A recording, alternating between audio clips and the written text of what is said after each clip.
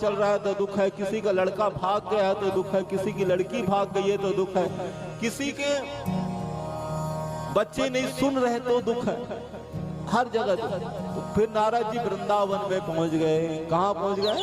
वृंदावन। आहा, जो प्रेम की नगरी है वो है वृंदावन, जो आनंद की नगरी है वो है वृंदावन। वहां केवल आनंद ही आनंद, वहां क्या है? आनंद। चारों तरफ केवल एक ही धुन सुनाई देता है, क्या? राधे राधे। क्या सुनाई देता है? राधे। जोर से बोलो, राधे। इसलिए तो कहते हैं कि वृंदावन के वृक्ष को और मर्म न जाने को, और डाल डाल और पात पात में राधे राधे हो। वहाँ हर पल राधे, जिस गली से गुजर जाओ वहाँ राधे। और एक बात हमेशा ध्यान रखना, किसी न किसी गली में आपको कन्हैया भी मिल जाएगा। बोलो राधे राधे, तो बोलो राधे राधे, ओ बोलो राधे राधे राधे राधे राधे, ई बेड़ा पार हो जाएगा। बोलो राधे राधे राधे राधे राधे, बेड़ा पार हो जाएगा। बोलो राधे राधे राधे राधे राधे, बेड़ा पार हो जाएगा। कभी आते जाते गज गलियों में कन्हैया प्यारा मिल जाएगा। कहीं आते जाते गज गलियों में कन्हैया प्यारा मिल जाएगा। बोलो राधे राधे राधे राधे राधे, बेड़ा पार हो जाएगा। बोलो राधे राधे राधे राधे राधे, बेड़ा पार हो जाएगा।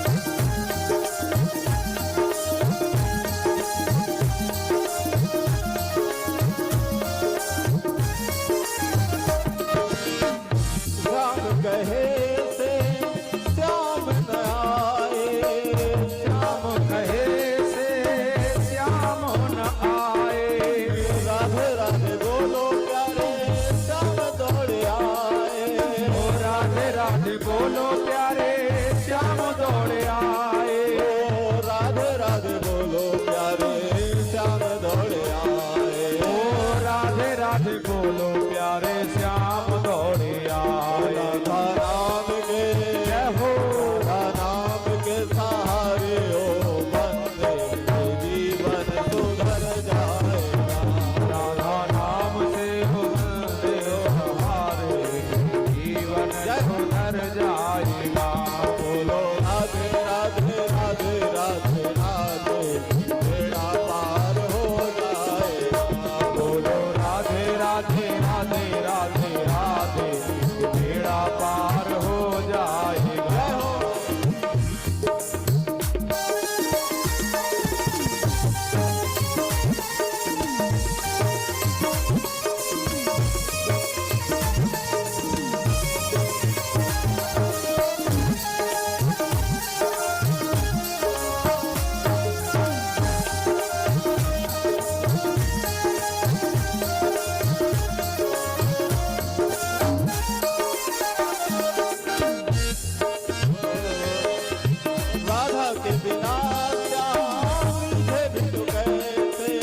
राधा के बिना श्याम रीझे भी तो कैसे, दिए के बिना रोशनी ना आए जैसे, दिए के बिना रोशनी आए जैसे। ओ राधा के बिना श्याम रीझे भी तो कैसे, राधा के बिना श्याम रीझे भी तो कैसे, दिए के बिना रोशनी ना आए जैसे, दिए के बिना रोशनी ना आए जैसे। राधा राधा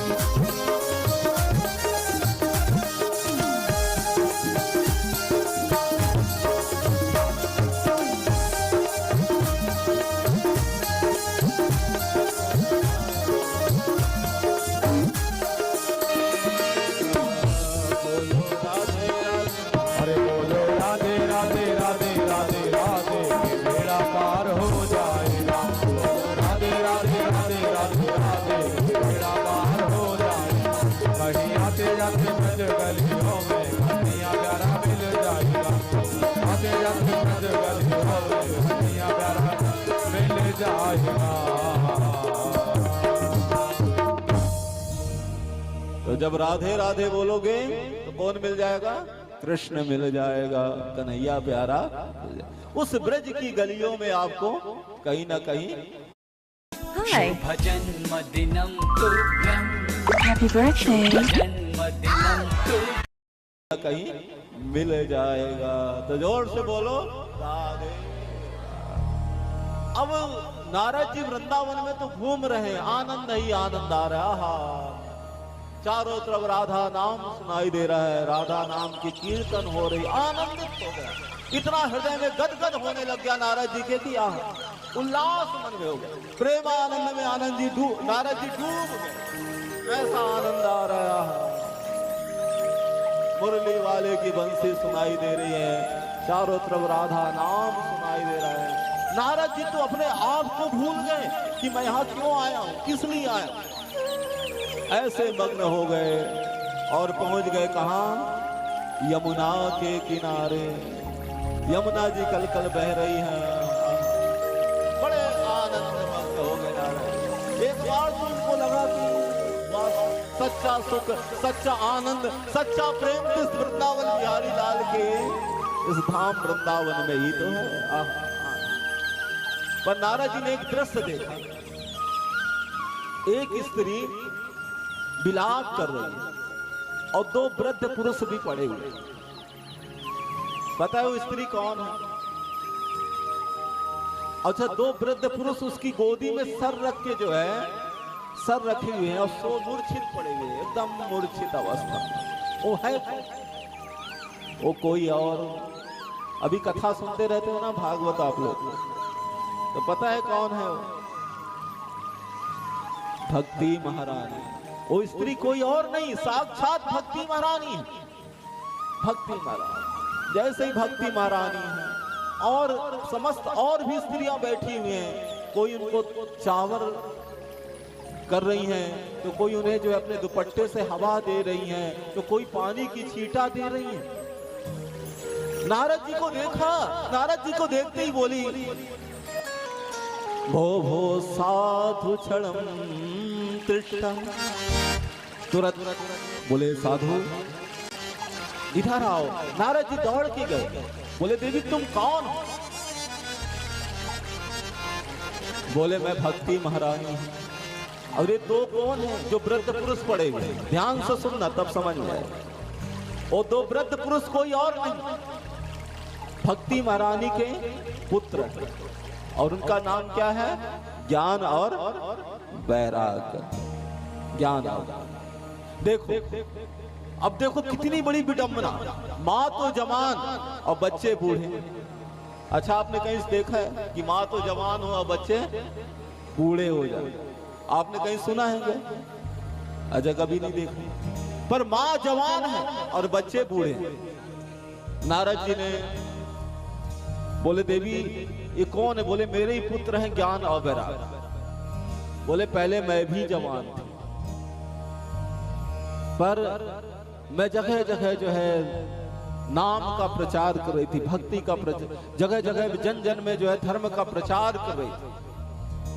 पर उत्पन्ने द्रविड़े साह और वृद्धिम कर्नाटके गजा, क्वचिन क्वचिन महाराष्ट्रे और गुजरे जिड़तांग। उतारो तो सही, जिस दिन आपके आंखों से आंसू की धार बहने लग जाएगी उस कृष्ण की याद में, आपका हृदय पिघलने लग जाएगा उस कृष्ण की याद में, तो फिर समझ लेना कि आपके हृदय में कोई और नहीं, भक्ति महारानी का निवास हो गया है। कृष्ण के देखो, आपके इस राजस्थान में किसका जन्म हुआ? मीराबाई का। आहा, ऐसी भक्तिमती मीरा। हंस के तो पीले विष का प्याला, तो है क्या डर तेरे संग गोपाल।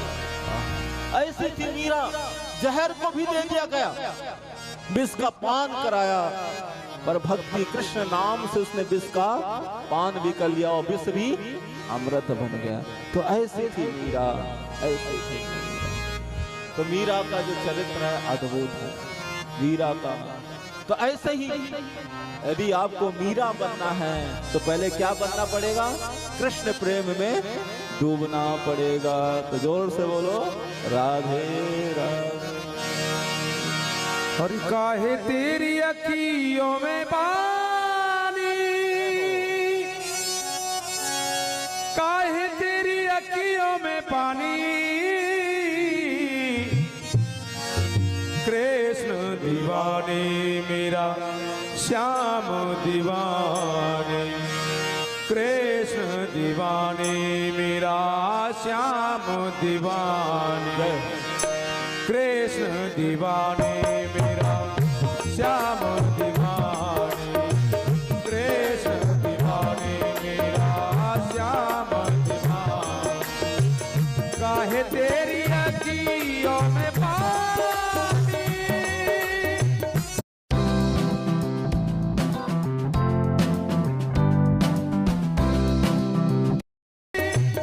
काहे तेरी अखियों में पानी, काहे तेरी अखियों में पानी, काहे तेरी अखियों में पानी, कृष्ण दीवाने मेरा श्याम दीवाने, कृष्ण दीवाने मेरा श्याम दीवाने, ओ मेरा कृष्ण दीवानी, ओ मेरा श्याम दीवानी, ओ मेरा कृष्ण दीवानी, ओ मेरा श्याम दीवानी।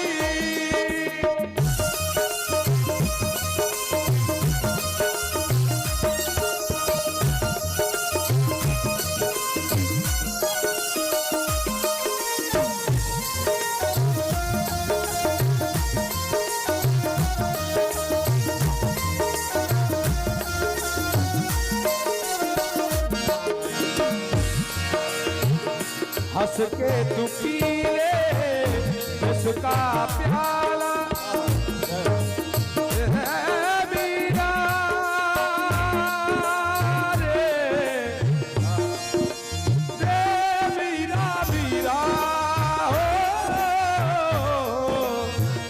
हंस के तू पी ले उसका प्याला, तो ही क्या डर तोरे संग गोपाला, तो है क्या डर तोरे संग गोपाला, तेरे तन की ना होगी हानि, तेरे तन की ना होगी हानि,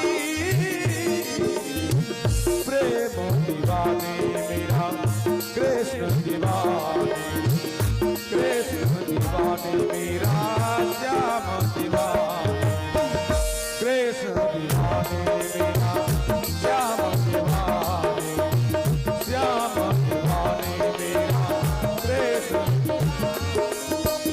ओ मेरा कृष्ण दीवानी, ओ मेरा श्याम दीवानी, ओ मेरा कृष्ण दीवानी, ओ मेरा श्याम दीवानी।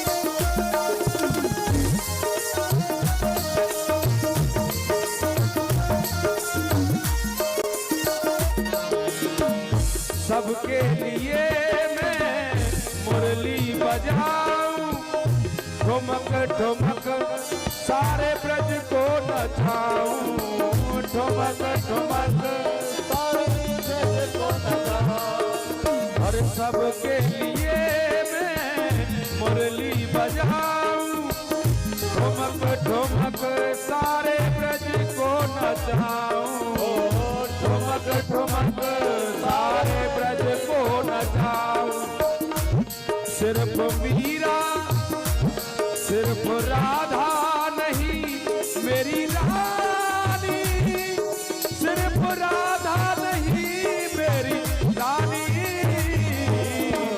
कृष्ण दीवाने मेरा श्याम दीवाने, कृष्ण दीवाने मेरा श्याम दीवाने,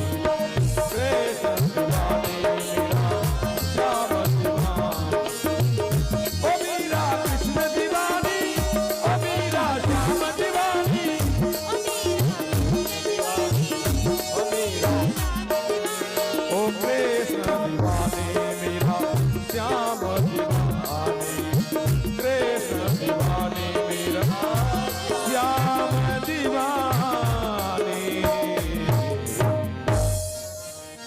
मीरा की तरह जब दीवानी हो जाओगे, मीरा की तरह जब रंग चढ़ जाएगा, मेरे तो गिरधर गोपाल दूसरो ना कोई, जाके सिर मोर मुकुट मेरे पति।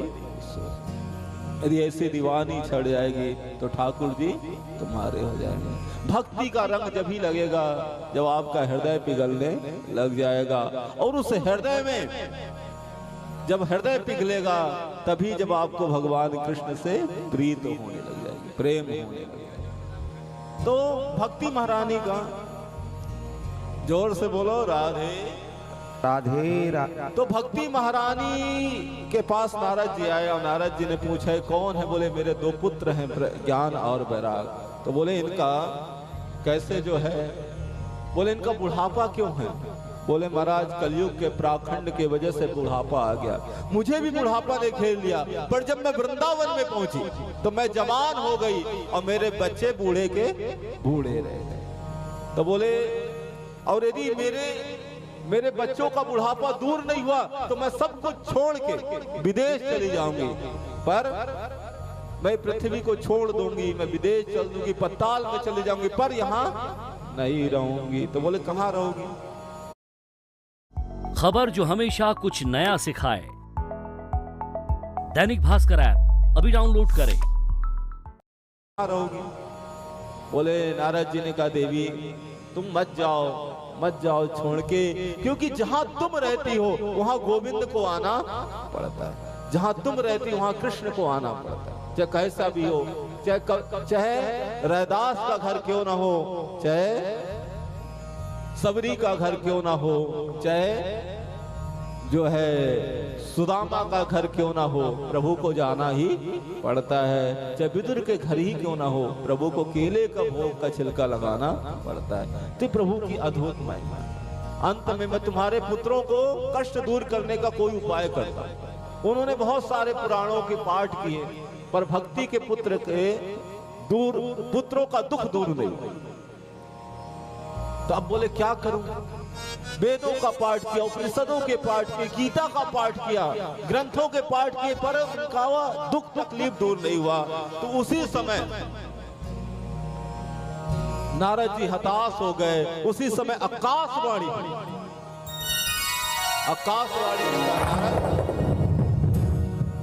नारद यदि भक्ति के कष्ट को दूर करना चाहते हो तो क्या करो? सत्कर्म करो। क्या करो? सत्कर्म। अब सत्कर्म का मतलब क्या है? डायरेक्ट एड्रेस बता देते, एक काम कर लो ये वैसा हो जाएगा, पर नहीं, उन्होंने क्या बोला? सत्कर्म करो। तो क्या मैंने अभी तक वेदों का पाठ किया और भी पुराणों का पाठ किया तो क्या वो सत्कर्म नहीं है? बोले फिर वो सत्कर्म है क्या? नारद जी ने तुरंत जो है चल दिए ढूंढने, पता करने की वो कौन सा सत्कर्म है। उठाई उन्होंने अपनी बीड़ा और चल दिए। बड़े बड़े स्थानों में गए, पर जिसके पास जाते हैं, जिस महात्मा के पास जाते हैं, वही व्यक्ति क्या चुप हो जाता है, मौन धारण कर लेता है कि भाई नारद तो इतने पहुंचे हुए महात्मा हैं, नारद इतने पहुंचे हुए महात्मा, उनके आगे हम कैसे बताएं कि कौन सा सत्कर्म है? बोलो राधे। जब ये बात कही तो नारद जी चले गए बद्रीनाथ जी। वहां ब्रह्मा जी के 4 पुत्र विराजमान। कौन कौन से? सनक, सनंदन, सनातन, सनत कुमार। जो सनत कुमारों ने नारद जी को देखा, ये ब्रह्मा जी के ही पुत्र हैं, ये 4। इनकी उम्र 5-5 साल की है। ये दिखते बहुत छोटे हैं, पर इनकी उम्र 5 साल नहीं है। इनका करोड़ों कई युग बीत चुका है। सतयुग, त्रेता, द्वापर, कलयुग कई बार समाप्त हो चुका है। आधा घंटे की और कथा है, थोड़ा ध्यान से सुनना। तो जोर से बोलो राधे। नारद जी को देखा, नारद जी को देख के बोले महाराज ये बताओ आज आपका चेहरा इतना उतरा हुआ क्यों? अच्छा, कोई को नारद का दर्शन हो जाए तो दुखी व्यक्ति भी प्रसन्न हो जाता है, कितना भी दुखी क्यों ना हो पर वो खुश हो जाता है, और जो ज्यादा ही खुश हो रोने लग जाता है। इस नारद जी को देखते ही नारद जी ने कहा, भाई मैं दुखी इसलिए हूं कि संसार में मुझे कहीं शांति नहीं मिली, एक स्थान में ही शांति मिली, वो भी वृंदावन में। पर वृंदावन में जाने के बाद जहां साक्षात भक्ति महारानी के दोनों पुत्र वृद्ध हैं, उनके दुखों को दूर करने के लिए मैंने वेदों का पाठ किया, उपनिषदों का पाठ किया, गीता का पाठ किया, पर कुछ भी नहीं हुआ। तो ऐसा कौन सा उपाय करूं जो उनके तकलीफ दूर हो। तो उसी समय आकाशवाणी हुई और आकाशवाणी ने कहा सत्कर्म। तो सत्कर्म क्या है और वो सत्कर्म है क्या? अब आप लोग बताओ कि वो क्या है। बोले नारद जी, वो सत्कर्म केवल एक ही है। बोले वो है भागवत की कथा। क्या है? भागवत। बोले जब गीता का पाठ कर लिया उससे कुछ नहीं हुआ तो भागवत से क्या हुआ? वेदों का पाठ कर लिया जब उससे कुछ नहीं हुआ तो फिर भागवत से क्या?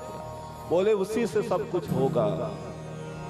किसी को आम अच्छा लगता है तो कोई सोच ले नहीं मुझे आम का पेड़ चबाने, आम तो मैंने खा लिया पर जो आनंद आम में है वो आम के पेड़ में चबाने में नहीं है, आम के टहनी को चबाने में नहीं है, वो आनंद तो केवल आम में ही है। इसी प्रकार समस्त वेदों का, समस्त पुराणों का जो सार है वही श्रीमद् भागवत की कथा है। ये समस्त सार है। चारों वेद, 6 पुराण, 17 पुराण और 6 उपनिषद सभी का सार है। ये क्या है? भागवत की कथा है। तो जोर से बोलो राधे। तो बोले महाराज कथा कहाँ कराएं?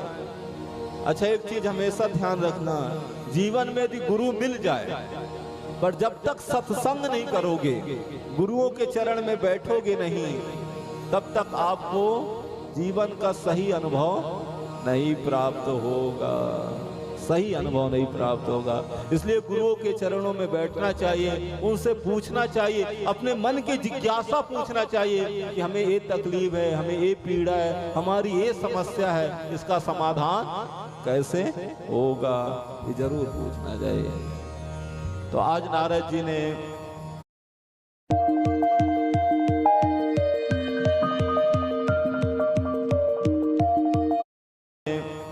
बोले महाराज कहाँ करें भागवत कथा, कौन सुनाएगा? बोले हम सुनाएंगे। तो स्वयं सनत कुमार कथा सुनाने के लिए तत्पर हो गए और कहाँ पहुंच गए? हरिद्वार में, जहाँ पवित्र गंगा बह रही है कल कल कर करके, और उस गंगा के किनारे भागवत कथा सुनाने के लिए गए। नारद जी श्रोता हो गए। जब पता चला कि भागवत की कथा हो रही है तो वहां का जो पूरा वातावरण कुंभ जैसा हो गया। स्वयं वहां बड़े बड़े ऋषि मुनि महात्मा सब वहां पहुंच गए। सब एक दूसरे के घर जा जा के बुलाते, कोई ध्यान से देख रहे हैं तो वहां पूरा वातावरण ही ऐसा हो गया, कुंभ जैसा वातावरण हो गया। और देखो वो सब भाग्यशाली होते हैं जो प्रभु की कथा सुनने को मिलता है। इसलिए कहते हैं कि सपने सबको ही सजाते हैं मगर वो टूट जाते हैं। और वृंदावन बांके बिहारी लाल की कथा तो वही सुन पाते हैं जिन पर बांके बिहारी लाल कृपा करते हैं। तो बोलो राधे। तुरंत जो है कथा का जो है वातावरण बन गया। एक 3 आसन बिछा दिए, एक आसन में नारद जी बैठ गए और भी आसन काफी पीछे थे। उसी समय नारद जी ने वहां पे भक्ति महारानी को भी बुलाया गया। बोले तुम्हारे पुत्रों को भी बुलाओ, स्वयं तुम्हारे निमित्त भागवत कथा हो रही है, आकर के सुन। अच्छा जहां भागवत कथा हो तो अपने पड़ोसियों को भी लेके आना चाहिए। और यदि आप बुलाने गए, बोले महाराज हम तो गए थे बुलाने पर वो आई नहीं, कोई बात नहीं, यदि वो नहीं भी आएगी तो उसका पुण्य तुम्हें मिल जाएगा, और आएगी तो अच्छा। इसलिए जीवन में सबसे बड़ा यज्ञ क्या है? सबसे बड़ा दान क्या है? बोलो सबसे बड़ा दान क्या है? बहुत लोग कहते हैं कन्यादान। कन्यादान भी बहुत बड़ा दान है, अन्नदान भी श्रेष्ठ है, पर उन सभी दानों में भी एक सबसे श्रेष्ठ दान होता है ज्ञान दान। ज्ञान दान ऐसा दान है कि अपने साथ साथ आप दूसरों का भी कल्याण कर सकते हैं। इसलिए ज्ञान दान सर्वश्रेष्ठ दान है। तो जोर से बोलिए राधे। आज एक कथा करा रहे हैं यहाँ आप भी पवित्र होगे, यहाँ का वातावरण भी पवित्र होगा। और जिस स्थान में भागवत होती है वो स्थान नहीं रहता, वो धाम वृंदावन बन जाता है। वो घर नहीं रह जाता, वो घर तीर्थ बन जाता है, वो तीर्थ हो जाता है। ये स्थान आपका वृंदावन बन जाएगा। यहाँ फिर देखिएगा 7 दिन के बाद, कुछ दिनों के बाद अलग ही आनंद होने लग जाएगा। तो जोर से बोलो राधे। कथा आरंभ हो गई। सनत कुमार कथा सुना रहे हैं, नारद जी बैठ के सुन रहे हैं, बड़े बड़े ऋषि मुनि महात्मा भी कथा का आनंद ले रहे हैं। कि उसी समय नारद जी ने एक प्रश्न किया, बोले महाराज भागवत कथा किसका कल्याण करता है? यदि भागवत कथा को कोई ज्ञानी आदमी कथा को सुन करके उसका उद्धार हो तो कोई बड़ी बात नहीं, कोई पापी का भी कल्याण कर दे तो भी कोई बड़ी बात नहीं, भक्त का कल्याण हो गया तो कोई बड़ी बात नहीं, क्योंकि भक्त तो था ही, थोड़ी कथा सुन लिया उसका भी उद्धार हो गया।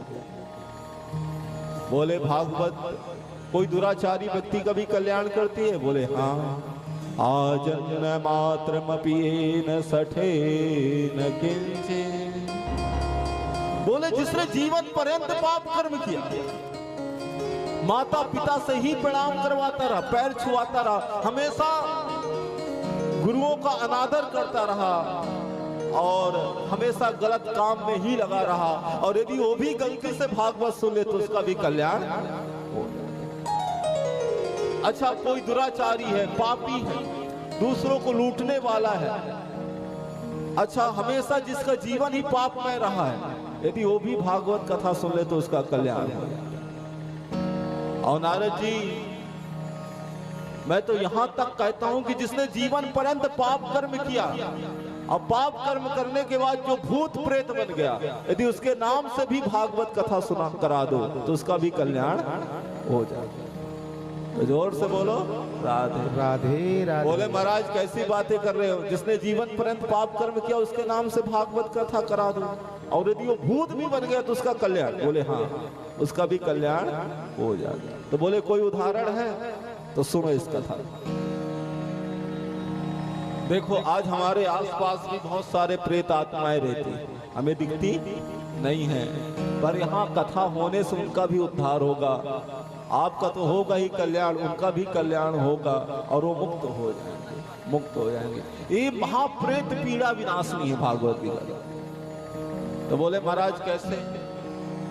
बोले कोई उदाहरण हो तो बताओ। तब उन्होंने सुनाया, एक तुंगभद्रा नदी के किनारे एक बहुत सुंदर गांव बसा।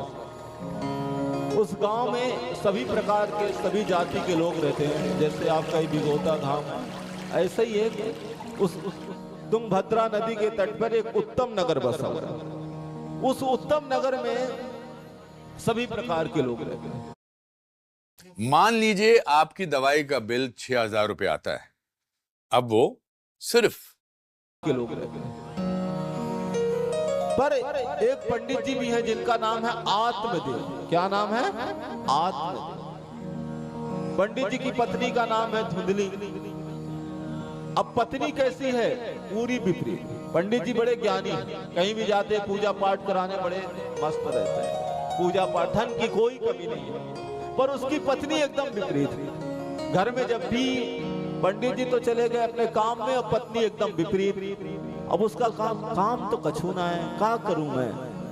पड़ोसी से झगड़ा कर लेता, पर पड़ोसी मेरे से काहे को झगड़ा करेगी? वहां को पास दरवाजे में गई और कूड़ा फेंक दी। क्यों बहन तूने कूड़ा क्यों फेंका? अरे बोले बस फेंक दी, अब तो लड़ाई शुरू हो गई। जब तक वाके झगड़ा न कर ले, वाके पेट के पानी न पचे, या मेर वाको स्वभाव, नाम उसका। अच्छा पति जब आते घर तो फिर सबसे आगे होकर के दौड़ के जाती और ऐसे स्वागत करती मानो सती अनसुईया के बाद आई के नंबर है ऐसे, और दिन भर लड़ती झगड़ती, यही काम करती, यही।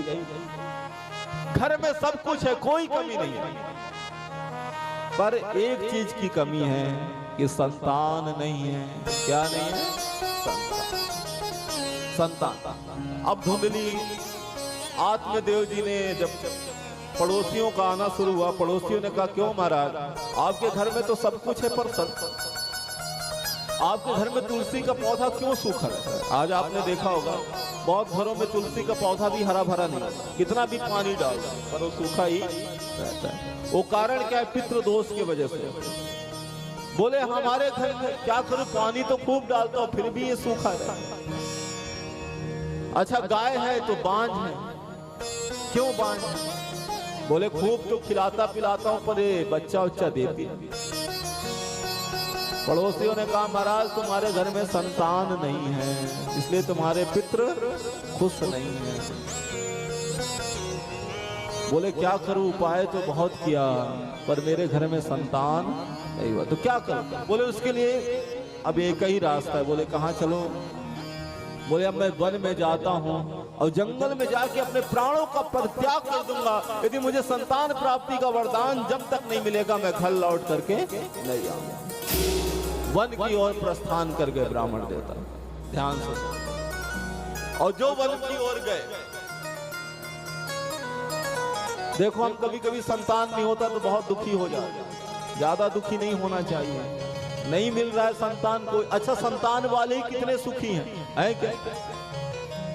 बोलो राधे राधे। तो जिनके नहीं है वो भी दुखी हैं और जिनके हैं वो भी थोड़े बहुत सुखी है, नहीं तो वो भी दुखी है। बोले क्या है महाराज? बोले बच्चा दिन भर बिना मोबाइल के खाने नहीं खाता है, क्या करूंगा?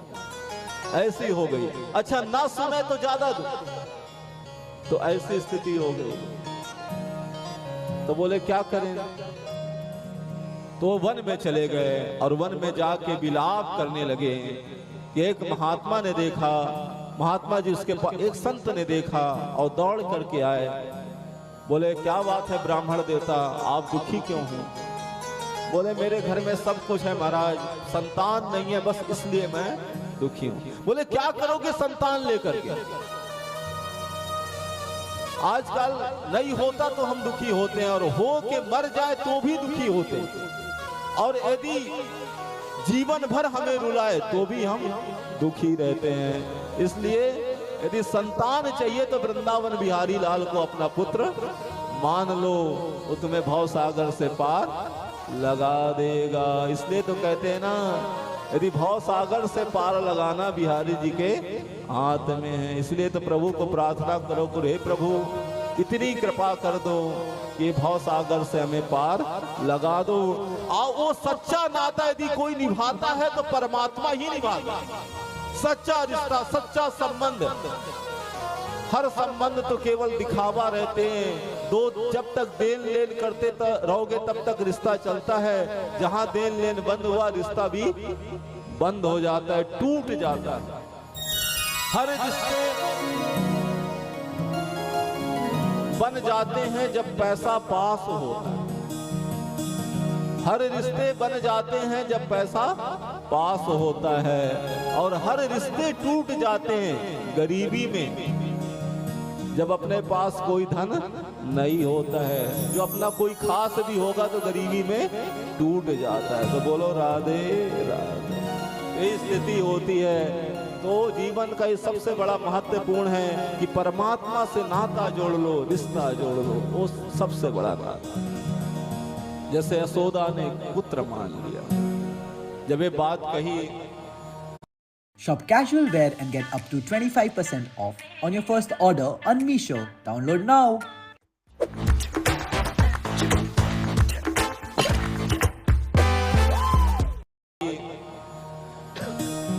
बोले इन महात्माओं के पास बस एक ही कमी है, मैंने कह दिया मेरे घर में पुत्र नहीं है तो मुझे प्रवचन देने लगे।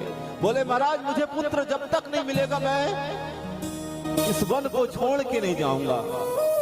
उस महात्मा ने ललाट रेखा देखा और ललाट रेखा देखते ही बोल दिया, बोले तुम्हारे एक जन्म तो क्या 7 जन्म तक पुत्र नहीं हो सकते। तो बोले जब 7 जन्म तक पुत्र नहीं हो सकते तो मैं फिर चरणों में गिर के रोने लग गए। जब आप 7 जन्म का देख सकते हो तो फिर इस जन्म में मुझे पुत्र भी वरदान क्यों नहीं दे सकते हो। बोले यदि आप जब तक मुझे पुत्र प्राप्ति का वरदान नहीं दोगे मैं अपने आपके चरणों में सर पटक पटक कर मर जाऊंगा, पर बिना पुत्र के घर नहीं जाऊंगा।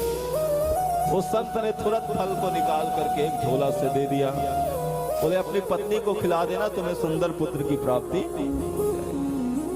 अपनी पत्नी के पास आए और अपनी पत्नी को लाके वो फल दे दिया। बोले धुंधनी इस फल को खा लो, तुम्हें पुत्र होगा। बोले ठीक है स्वामी मैं खा लूं। पर उसकी पत्नी जो है अपनी पड़ोसी सहेली के पास बैठ के रोने लगी। अच्छा सहेली के 9 पुत्र हो गए, 10वां पुत्र होने वाला। उसके घर में धन बहुत है पर खाने वाला नहीं, और सहेली के घर में खाने वालों की लाइन लगी है पर धन।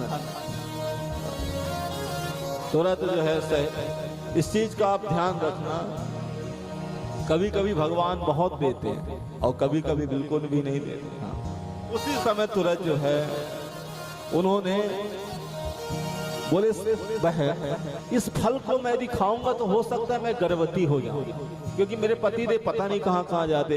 यदि फल को खाया और यदि मैंने गर्भवती हो गई तो फिर पेट बड़ा हो जाएगा। जब पेट बड़ा होगा तो क्या होगा, यदि गांव में कहीं आग लग गई तो मैं गर्भवती स्त्री कैसे भागूंगी। और बहन तो पतो ना है मेरी ननन बहुत छोटी है, वो आपको पता चलोगे कि भाभी स्त्री गर्भवती है तो पहले से घर में आ जाएगी और सब सफाया करके चल देगी।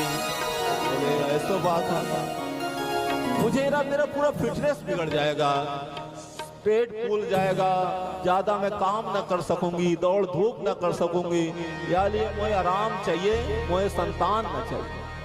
तो बोले बहन चिंता न कर, 9 पुत्र मेरा हो गया, 10वां होने वाला है, तू मुझे धन दे दे मैं तुझे संतान दे दूं। बोले ठीक है। अब उसको धन ला करके उसने खूब सारा दे दिया। बोले इस फल से बच्चा होता है कि नहीं, क्या करें। तो उसके घर में एक गाय थी आत्मदेव के नाम, उस गाय को फल को खिला दिया। जब वो गाय को फल को खिलाया तो गाय भी गर्भवती हो गई। इसलिए संतों की वाणी कभी भी मिथ्या नहीं होती है। दूसरा, गाय ने तो फल को खा लिया, इधर सहेली का पुत्र हो गया और उस पुत्र को ले लिया और हल्ला कर दिया मेरा पुत्र हो गया, मेरा पुत्र हो गया। अब तो आत्मदेव जी बड़े प्रसन्न हो गए और उसका नाम रखा गया, एक गाय ने भी एक पुत्र को जन्म दे दिया जिसका नाम रखा गया गोकर्ण। गाय के पेट से जन्म हुआ, उसका नाम रखा गया गोकर्ण। संपूर्ण शरीर मनुष्य के जैसा और कान गाय के जैसे, इसलिए उसका नाम रखा गया गोकर्ण। धुंधली ने सोचा मेरा नाम है धुंधली, तो मेरे पुत्र का नाम रखूंगी धुंधकारी। बोले महाराज मेरा पुत्र का नाम तो धुंधकारी रख दो। बोले ठीक है देवी, तुम में जैसी खुशी। देखो नाम का असर बहुत होता है जीवन में, अपने बच्चों का नाम भी हमेशा अच्छा रखना चाहिए। अब आजकल हम कह देते कृष्ण रख लो, राम रख लो, नहीं, उटपटांग नाम रखते हैं, मॉडल ही नाम ज्यादा रखते हैं।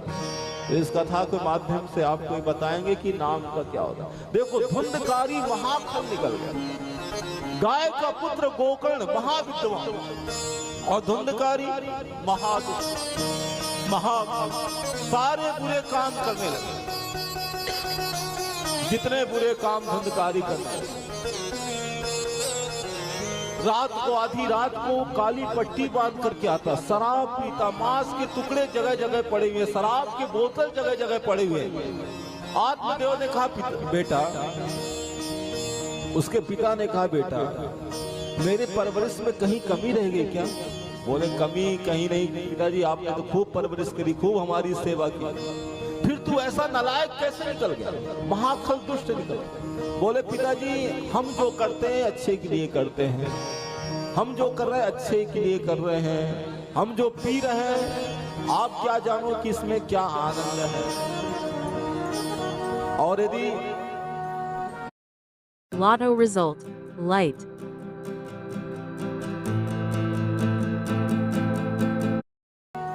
पिताजी आप ज्यादा बोलोगे तो पैर हमारा जो है हो सकता है कि आपके सर पे रख जाए। जब ये बात कही तो पिता को बड़ा दुख हुआ और पिता सब कुछ छोड़ करके वन की ओर चले।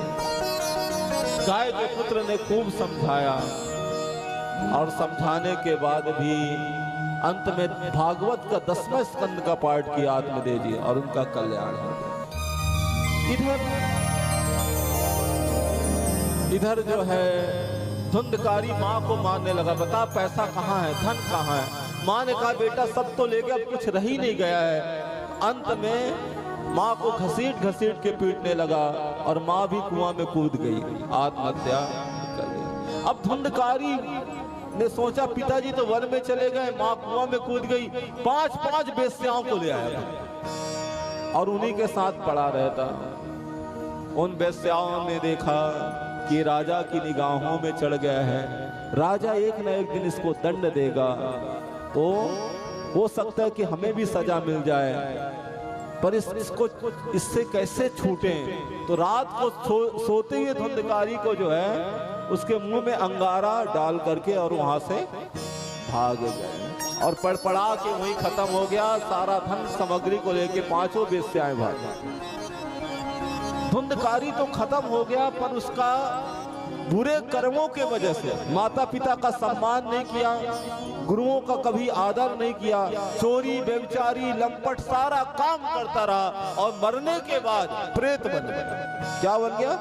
प्रेत आत्मा बन के उस घर में घूम रहा। उस गाय के पुत्र को पता चला तो उसके नाम से उन्होंने पिंडदान किया। क्या किया? पिंडदान। पर उसका कल्याण नहीं हुआ। हम कहते हैं ना कि पिंडदान से हमारा कल्याण हो जाएगा, बोले नहीं, पिंडदान किया पर उसका उद्धार नहीं हुआ। आज अपने घर में आए और जैसे उस महल में विश्राम करने लगे तो अचानक अनेक अनेक प्रकार की आवाज आ रही है, उस गाय के पुत्र को डरवा रही है। कभी चीता बन के, कभी भालू बन के, कभी सियार, कभी सिंह की आवाज, तो कभी गीधड़ की आवाज निकाल। वो जो गाय का पुत्र था गोकर्ण, उसने आमंत्रित जल के लिया, जल को थोड़ा आमंत्रित किया। तपस्वी था, योगी था, ध्यानी था। तुरंत उसने जल का छींटा मारा मकान में, तो एक छाया प्रकट हो गई। और वो छाया क्या कहती है कि हम भ्राता तुदीयोस्मि और धुंधकारी नामता, मैं आपका भाई धुंधकारी। बोले धुंधकारी तू? अरे राम राम राम, तुम महाप्रेत बने पड़े हो। अरे तुम्हारी मृत्यु का समाचार मुझे मिला तो मैंने तुम्हारे नाम से पिंडदान कर दिया, गया जी में जाके श्राद्ध किया और तुम्हारा कल्याण नहीं हुआ। बोले एक बार तो क्या 1000 बार भी मेरे नाम से श्राद्ध करोगे तो मेरा कल्याण नहीं होगा, क्योंकि मेरे कर्म ही ऐसे। तो बोले जिसका पिंडदान से कल्याण नहीं होता तो फिर कैसे कल्याण होगा? तो बोले उसका एक ही रास्ता है, उसको मैं शास्त्रों में ढूंढूंगा। खूब ढूंढे पर समझ में नहीं आया। धुंधकारी कहता है भैया मेरा कल्याण करो, मुझे बहुत दुख होता है। भूत को बहुत तकलीफ होती है, वो हवा पीता है, खून पीता है, कोई उसको सिद्ध कर लिए तो दूसरों को शरीर में लगा देते हैं, फिर उसके मुंह से बोलता है किसने मुझे भेजा है। पर भूत प्रेत होते हैं, जिसके ऊपर बीतती है उससे पूछो कि भूत प्रेत होते हैं कि नहीं होते। बहुत लोग कहते नहीं हम तो शमशान घाट में सो जाएंगे, भगवान से हम पे तो कभी लग ही नहीं सकता। भगवान से शुक्रिया करो कि प्रभु हम पर कृपा किया कि हमें लगा नहीं है, और जिसके ऊपर लगा है उनसे पूछो कि उनकी जीवन में क्या बीत रही। ऐसी स्थिति हमेशा तकलीफ में पड़े रहते हैं, खून पीता रहता है, हमेशा परेशान रहते हैं, क्या करें। तो उसी समय जो है उन्होंने अब गोकर्ण को कुछ समझ में नहीं आया, तो गोकर्ण ने भगवान सूर्य को जल दिया, और जो जल दिया उसी समय जो है सूर्य भगवान की गति को रोक दिया। और क्या कहते हैं, हे भुवन भास्कर, हे आदित्य, हे दिवाकर, ये बताओ कि महाप्रेत आत्मा की मुक्ति कैसे होगी। सूर्य भगवान की गति को रोक दिया उन्होंने, इतने सिद्धि थे उनके पास। तो उन्होंने कहा भाई एक ही रास्ता है, श्रीमद् भागवत कथा सप्ताह वाचन, 7 दिन तक भागवत कथा सुनाओ, उस प्रेत आत्मा की मुक्ति हो जाएगी। तुरंत जो है गांव वालों से सलाह लिया, पंडाल लग गया बहुत विशाल। बड़ा भव्य कलश यात्रा निकला, जैसे आज निकला था ना बहुत धूमधाम से भव्य कलश यात्रा निकला। और जो है भागवत की कथा 7 दिन तक हुई। उस प्रेत आत्मा को बुलाया गया, बोले धुंधकारी तुम्हारे निमित्त कथा हो रही है, आकर के कथा को सुनो, तुम्हारा कल्याण होगा।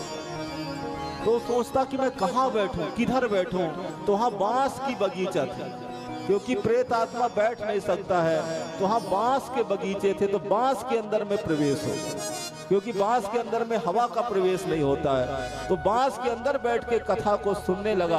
पहली दिन की कथा सुनी, पहली ग्रंथि फट गई। दूसरे दिन की कथा में दूसरी ग्रंथि फट गई, और 7 दिनों की कथा में 7 ग्रंथियां फट गई, और उसका शरीर जल के राख हो गया, और उसका शरीर दिव्य रूप में प्रकट हो गया। 4 हाथ हो गए, पीताम्बर पहना हुआ, भगवान के धाम से दीवान आया और दिव्य स्वरूप अलंकृत हो गया। और सबने उस विमान को देखा, और विमान में बैठ करके जाने लगा, और अपने भाई से बोला, भैया यदि आज आप नहीं होते तो मेरा कल्याण नहीं होता। विमान सबने देखा, और धुंधकारी विमान में बैठ के भगवान के पार्षद स्वयं आए और चला गया। पर लोगों ने कहा कि कथा तो हमने भी सुना, हमारा उद्धार कर दिया। यहाँ तो हजारों लोग, लाखों लोग थे, फिर कथा केवल धुंधकारी का ही क्यों कल्याण? बोले धुंधकारी का कल्याण इसलिए हुआ कि धुंधकारी ने मन लगा के सुना, और हम सब ने मन लगा के नहीं सुना। इसलिए भीड़ तो 10-20 लाख पब्लिक से ऊपर थी, पर कल्याण एक का ही हुआ। तो बोले क्यों? बोले हमारा कल्याण नहीं होगा। बोला होगा, पर विमान नहीं आएगा, जाने के बाद उद्धार होगी। तो बोले फिर से कथा करो। कार्तिक के महीने में फिर से कथा किया गया, और सबने मन लगा करके कथा सुना, और सबके लिए विमान आया, और सबके सब भगवान के धाम चले गए। तो जोर से बोलो राधे राधे। एक कथा की महिमा। इसलिए 2 मिनट इस कथा को विशेष सुनिएगा। हम कथा कैसी सुननी चाहिए? कथा हमेशा पलथी मार के सुननी चाहिए। यदि शरीर में कष्ट है तो कुर्सी में बैठ सकते हैं, और यदि बोले महाराज हम कुर्सी में ही बैठ के सुनना चाहें तो फिर कोई बात नहीं, कुर्सी में बैठ के सुनना चाहे तो कुर्सी में भी बैठ के सुन सकते हो, पर कथा को सुनो। दूसरा, हमेशा निराहार होके सुनना चाहिए। बोले महाराज कलयुग का समय चल रहा है, यहाँ तो हम 7 दिन तक व्रत कैसे करेंगे, नहीं रह सकते। तो बोले घी पी के सुनो। बोले घी नहीं पी सकते, आजकल लोग पचा नहीं पाते, 100 ग्राम तो पचा नहीं पाते, हम आधा किलो घी कैसे पिए? तो बोले फलहार लो। बोले ये भी नहीं कर सकते। तो बोले एक टाइम खाना खाओ। बोले ये भी नहीं हो सकता। तो बोले दोनों टाइम खाना खाओ, पर भगवान की कथा को विशेष सुनो। बोले कथा से क्या होगा? बोले कथा आपको वो देगी जो आप कभी सोच नहीं सकते। एक कथा सुना रहे थे नारद जी, सनत कुमार नारद जी को। उसी समय भक्ति के दोनों पुत्र जवान हो गए, और जवान होकर के वहां ताता थैया करके नृत्य करने लग गए, और भक्ति महारानी स्वयं प्रहलाद जी प्रकट हो गए। नारद जी अपने रूप में आ गए, और सब भजन होने लग गया। तो जोर से बोलो राधे राधे। आइए हम सब भी एक भजन करते हैं। बंद क्यों कर दिया? हमारो धन। अरे राधे राधे जपा करो, श्याम नाम रस पिया करो। राधे राधे जपा करो, कृष्ण नाम रस पिया करो। राधे राधे जपा करो, कृष्ण नाम रस पिया करो। राधे राधे जपा करो, राधे राधे जपा करो, कृष्ण नाम रस पिया करो। राधे राधे जपा करो, कृष्ण नाम रस पिया करो। राधे राधे जपा करो, कृष्ण नाम रस पिया करो। राधे राधे जपा करो,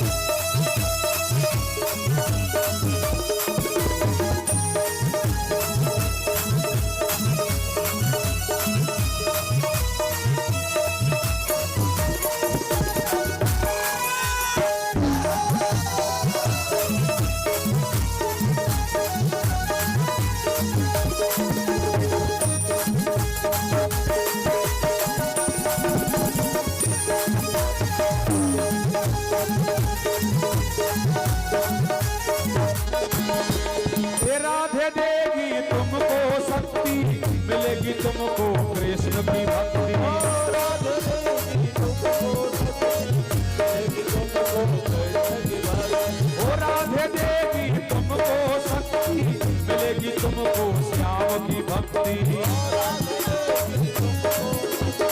मिलेगी तुमको कृष्ण की शक्ति मिलेगी तुमको कृष्ण की भक्ति मिलेगी तुमको कृष्ण की भक्ति ओ राधे कृपा दृष्टि बरसाया करो राधे राधे जपा करो कृपा दृष्टि बरसाया करो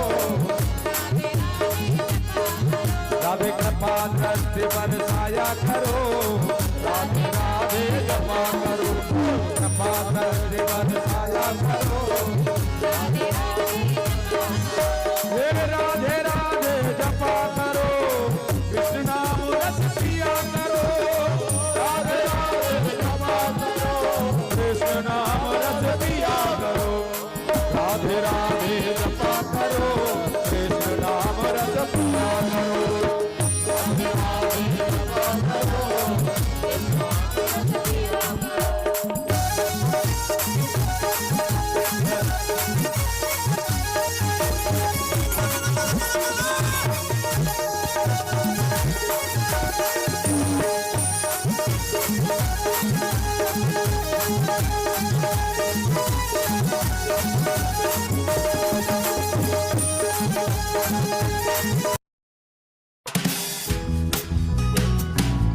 Watcho, for everything you love.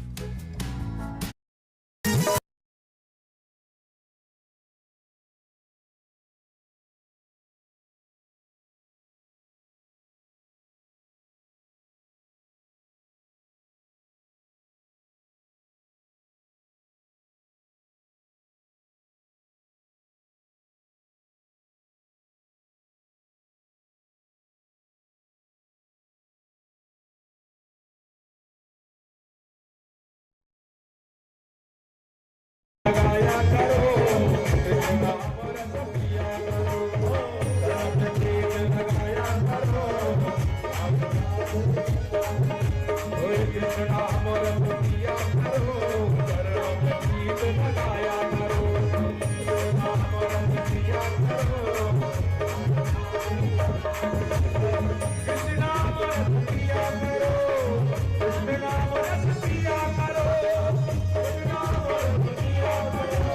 Krishna नाम रस पिया करो राधे राधे जपा करो कृष्ण नाम रस पिया करो राधे राधे जपा करो ओ राधे राधे राधे राधे राधे राधे जय श्री राधे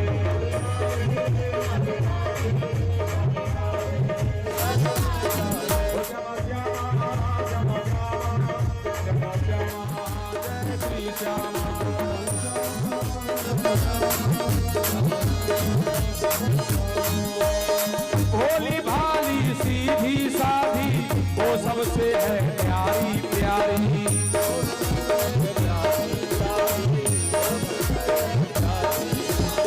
भोली भाली सीधी साधी वो सबसे है प्यारी प्यारी वो सबसे है प्यारी प्यारी वो सबसे है प्यारी प्यारी हर चरणों में शीश झुकाया करो राधे राधे जपा करो चरणों में शीश झुकाया करो चरणों में शीश झुकाया करो राधे राधे जपा करो चरणों में शीश झुकाया करो ये चरणों में शीश झुकाया करो राधे राधे जपा करो चरणों में शीश झुकाया करो राधे राधे जपा करो राधे राधे जपा करो कृष्ण नाम रस पिया करो राधे राधे जपा करो कृष्ण नाम रस पिया करो नाम रस पिया करो कृष्ण नाम रस पिया करो राम नाम रस पिया करो राम नाम रस पिया करो बोले के बिहारी लाल की राधा रानी सरकार की जय जय श्री राधे। कल जो है 1 बजे से कथा स्टार्ट होगी और ये भागवत जो है 7 दिन आपके जो भिगोता धाम में तमोलिया परिवार जो एक कथा का जो आनंद ले रहा है, तो ये कथा हम सब जो है बड़े भाग्यशाली हैं और 7 दिन कथा सुनेंगे तो 7 दिन यहाँ अमृत बरसेगी। भागवत क्या है? साक्षात अमृत है। और इस अमृत का जब आप पान करोगे तो आपका तन मन भी आपका भीग जाएगा और हृदय में बिहारी जी का निवास हो जाएगा। तो ये कथा YouTube के माध्यम से लाइव चल रही है। आप अपने अपने मोबाइल पर देव शरण शास्त्री सर्च करेंगे तो ये कथा आपको लाइव दिखेगी और हर दिन एक कथा का आप आनंद लेंगे। तो बोलो राधे राधे। तो आइए अब आरती की थाली। सभी श्रद्धालु भक्त एवं जजमान यथास्थान खड़े हो जाएं, क्योंकि हम आरती में प्रवेश कर रहे हैं। और जो भी भक्तगण पंडाल से बाहर है वे भी आरती की थाली 2 बना दिया करो और आरती में सम्मिलित हुए। एक थाली यजमान जी को दे दिया करो, एक थाली बाकी सभी लोग करेंगे। 2 थाली बना दिया करो।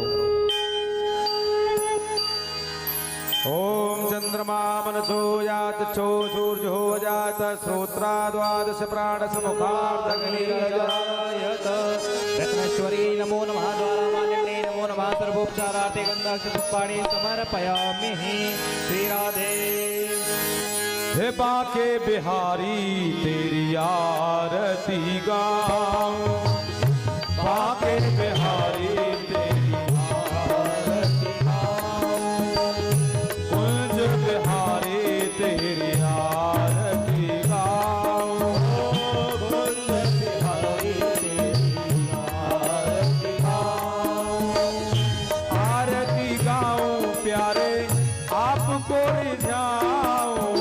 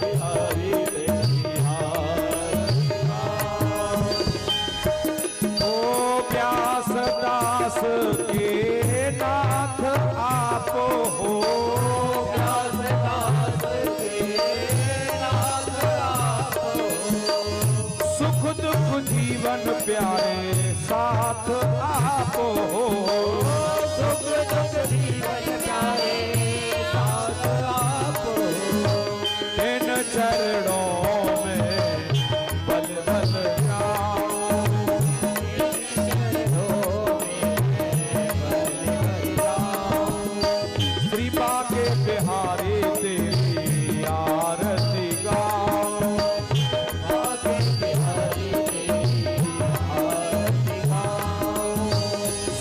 सो है भान दुलारी कर सोहे ब्रज भान दुलारी। ललिता विशाखा सखियां प्यारी ललिता विशाखा सखियां प्यारी। युगल छवि को मैं मन में बसाऊं युगल छवि को मैं मन में बसाऊं। बाके बिहारी तेरी आरती गाऊं बाके बिहारी तेरी आरती गाऊं। श्री हरिदास के प्यारे तुम हो श्री हरिदास श्री हरिदास के प्यारे तुम हो श्री हरिदास के प्यारे तुम हो। मेरे मोहन जीवन धर हो मेरे मोहन जीवन धर हो। पास सदा वृंदावन पाऊं पास सदा वृंदावन पाऊं। आगे बिहारी तेरी आरती गाऊं आगे बिहारी तेरी आरती गाऊं। कर्पूर गौरम करुणावतारम सारे सारम भुजगेन्द्रहारम सदा वसंतम हृदयारम भवं भवानी सहितं नमामि। त्वमेव माता पिता त्वमेव त्वमेव त्वमेव वेद्या द्रविणौ त्वमेव त्वमेव सर्वं त्वमेव त्वमेव सर्वं त्वमेव। हरे कृष्ण हरे कृष्ण कृष्ण हरे हरे हरे राम राम राम हरे हरे। सभी का ये भाव से हरे हरे हरे राम हरे कृष्ण हरे कृष्ण कृष्ण कृष्ण हरे हरे हरे राम राम राम हरे हरे। हरे कृष्ण कृष्ण